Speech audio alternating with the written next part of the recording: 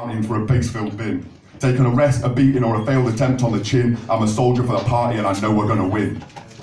I knew straight away that this was something that I had to get properly involved in, because it's the best way of appreciating the body I'm involved in. It's sound healing on an epic scale, fuck sitting in silence just waiting to fail. It's the fat stack system to which I hail. Now who wants to hear an actual party tale? This one's my first rave. I would say that the saga of my first proper rave is one for sharing, it's not one to save.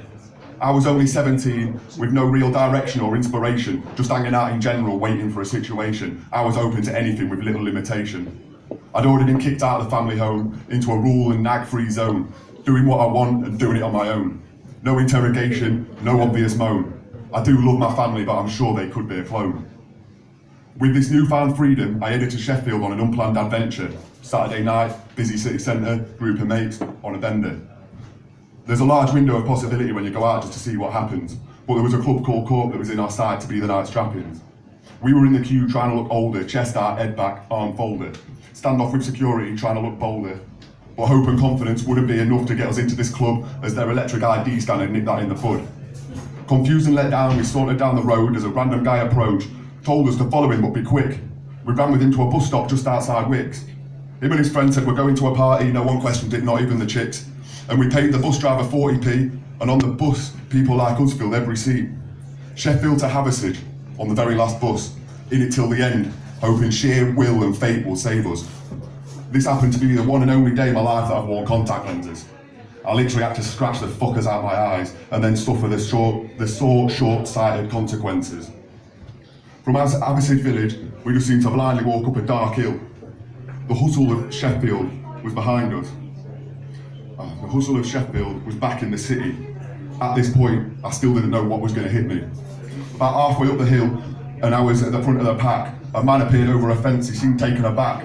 "How did you get here so quick?" He said, opening the gate.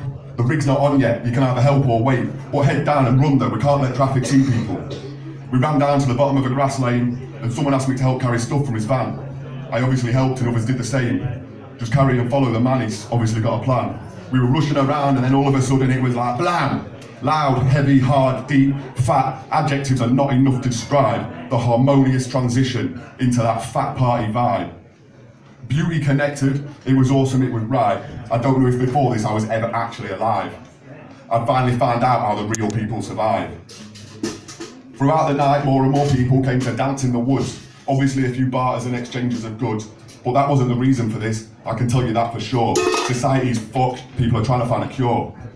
And when the sun came out, it didn't want to play, making it a wet and muddy day. But it's England, what can you say? Obviously the party just carried on anyway. A couple of people in my group were being little bitches about the rain, and at 8 AM insisted on getting the train.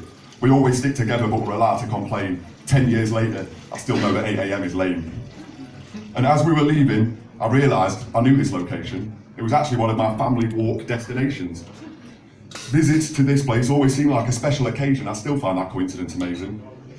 As a family, we actually went there to watch the first sunrise of the millennium. I was only 9 at the time, but I remember it pretty well. I'm always glad to be reminded that I have an inner child in my shell. And there was a time when I didn't even know the meaning of the word rebel.